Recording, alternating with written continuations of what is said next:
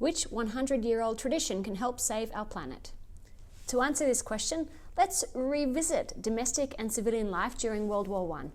Those not fighting on the front were encouraged to preserve key staples for the war effort. Thus emerged ideas like wheatless Wednesday and meatless Monday. Today, instead of a lack of food, we have almost the opposite problem to solve. We live in a time of prosperity. We have access to and can afford to eat good meat, and meat will likely remain a part of our future. So, how do we decouple our consumption with the associated carbon footprint? Perhaps first we should ask, why should we bother?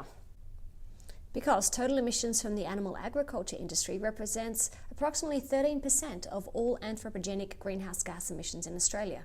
And to make matters worse, producing meat requires a huge amount of water.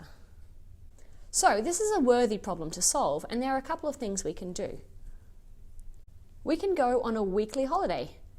Have a weekly holiday from meat. Throw yourself back into the early 1900s and join the Meatless Monday movement. You'll be in good company. The movement is strong and it's not too taxing in the grand scheme of things. It isn't going to solve all of the problems, but every little bit helps. If you would prefer to vacation in a more modern setting, you can consider the appeal of plant-based protein.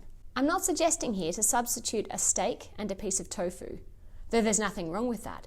But that strategy has not been successful in curbing the impact of the animal agriculture industry on our environment. Instead, you could consider substituting a piece of steak for a piece of steak with a different origin but the same composition, with the same aromas and flavours. That's what Beyond Meat and Impossible Foods do.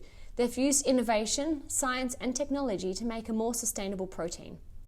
Today, roughly 80% of agricultural land is used to make livestock feed or for grazing, thus not allowing for the recovery of plant biomass that could reduce carbon emissions.